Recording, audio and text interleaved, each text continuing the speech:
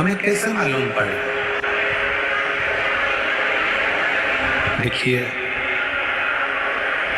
पूरी रात जागरण करा है आपने और 100, 200, 500 रुपए खर्च कर करके यहाँ तक पहुंचे हो।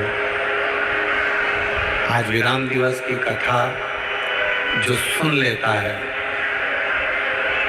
हमारे यहाँ के मेहमान जाते जाते बच्चों को जैसे 100-500 रुपए देकर जाते हैं, आखिरी दिन की कथा का लाभ जो ले लेता है तो मेरा भोले बाबा भी जाते जाते कुछ देकर चले जाता है। बस ये है, आप उसको दिल से सुनो। जहां बैठे हो आपके कानों तक आवाज पहुंच जाए और दिल से बाबा की भक्ति का आनंद लेकर आप सब शिव जी से प्रार्थना कर कर अपने अपने घर को जाए। लोग कहते हैं कि गुरुदेव, कैसे मालूम पड़े कि शिव हमारे साथ है कि नहीं है? हमको मालूम कैसे पड़े? हम शंकर भगवान को 1 लोटा जल चढ़ाते हैं, हम शंकर भगवान को बेलपत्री चढ़ाते हैं, हम शंकर भगवान को धतूरा चढ़ाते हैं, हम शंकर भगवान की भक्ति करते हैं, भजन करते हैं, श्री शिवाय नमस्तुभ्यम बोलते हैं। हमको कैसे मालूम पड़े कि शिव हमारा साथ दे रहे हैं, नहीं दे रहे? हमें कैसे मालूम पड़े कि शिव हमारे साथ हैं कि नहीं? हम करें क्या?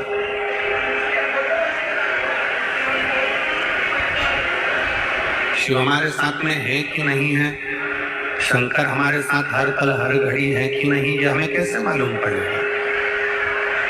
हम कैसे अंदाजा लगा सकते हैं कि शंकर हमारे साथ कदम से कदम मिलाकर चल रहा है? हम कैसे कह सकते हैं कि शिव हमारे साथ कदम से कदम मिलाकर चल रहा है?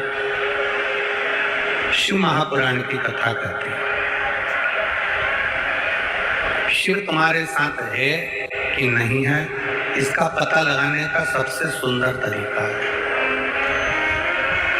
शिव तुम्हारे साथ में चल रहा है कि नहीं चल रहा है, इसका सबसे सुंदर तरीका है, बड़े से बड़ा दुख भी, बड़ी से बड़ी तकलीफ भी, बड़े से बड़ा कष्ट भी, बड़े से बड़ी तकलीफ, दुख, कष्ट भी अगर हंसते हंसते निकल जा रहा है तो समझ लेना कि शंकर तुम्हारे साथ चल रहा है। फिर समझ लीजिए कि शिव तुम्हारे साथ में है। दुख आया, तकलीफ आई, कष्ट आया, बीमारी आई, कोई परेशानी आ गई और तुम उस परेशानी को बड़े प्रेम से धीरे धीरे भजन करते करते, जल चढ़ाते चढ़ाते वो दुख तुम्हारा आखिरी में समाप्त ही हो गया, वो कष्ट तुम्हारा समाप्त हो गया। समझ लेना कि शंकर तुम्हारे साथ में है, शिव तुम्हारे साथ में चल रहा है, शंकर तुम्हारे साथ में चल रहा है। और तेरी कृपा बिना न हिले एक भी लेते श्वास, तेरी कृपा से बखान क्या करूं मैं, राखोगे ढेर का चपटी बबूत में खजाना कुबेर का।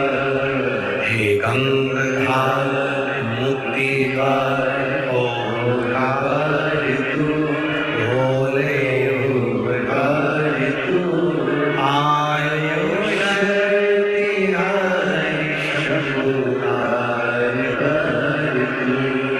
आपके जीवन में अगर कष्ट आ रहा है, आपके जीवन में अगर दुख आ रहा है, आपके जीवन में अगर तकलीफ आ रही है, कोई बड़ी बीमारी आ रही है, कोई दुख आ रहा है, वो दुख भी तुम हंसते हंसते अगर निकाल दे रहे हो, वो तकलीफ भी भगवान का भजन करते करते निकल जा रही है, वो कष्ट भी भगवत स्मरण करते करते निकल जा रहा है तो समझ लेना कि शंकर तुम्हारे कदम से कदम मिलाकर चल रहा है, शिव तुम्हारे साथ में चल। ऐसा कोई संसार में व्यक्ति नहीं जन्मा जिसके जीवन में कोई समस्या नहीं है।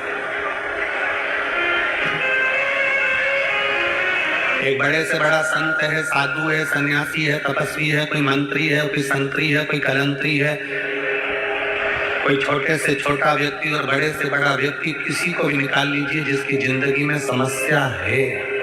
हर आदमी दुखी है, हर व्यक्ति कष्ट में है, हर व्यक्ति परेशान है, हर व्यक्ति को दुख है। संसार में ऐसा कोई नहीं जन्मा जिसके जीवन में दुख नहीं है। पृथ्वी पर अगर मेरे भगवान राम जी ने भी जन्म लिया है, पृथ्वी पर अगर मेरे राम जी भी प्रगटे हैं तो उनकी जिंदगी में भी दुख आया। पृथ्वी पर अगर भगवान कृष्ण ने जन्म लिया है तो उनके जीवन में भी दुख आया। पृथ्वी पर रामकृष्ण परमहंस जी अगर प्रकट हुए हैं, जन्म लिया है, माँ जगतजननी दुर्गा की आराधना कर रहे हैं तो उनकी जिंदगी में भी दुख आया। पृथ्वी पर नामदेव जी, मीराबाई, कर्मा, नरसिंह मेहता, नामदेव, तुकाराम, मुक्ताबाई, राष्ट्र के जितने जितने संत हैं सबका चरित्र उठाकर देख लो, और भगवान भी अगर पृथ्वी पर जन्म लिया है तो उनकी जिंदगी में भी दुख आया। हर व्यक्ति के जीवन में दुख है, हर व्यक्ति के जीवन में तकलीफ है, हर व्यक्ति के जीवन में कष्ट है। ऐसा कोई संसार में नहीं जन्मा जिसकी जिंदगी में दुख नहीं है। ऐसा संसार में किसी का जन्म नहीं हुआ जिसकी जिंदगी में तकलीफ नहीं है। आप ये ना सोचे कि केवल आप दुखी हैं। आप ये ना सोचे कि मेरे पड़ोसी के घर में तो खूब धन है, वैभव है, सत्ता है, दौलत है और वो सब सुखी हैं, उनका बेटा डॉक्टर हो गया, उनका बेटा इंजीनियर हो गया, उनका बेटा कलेक्टर हो गया, उनका बेटा ये हो गया, मंत्री हो गया, और हमारे जीवन में दुख ही दुख है। ऐसा नहीं है।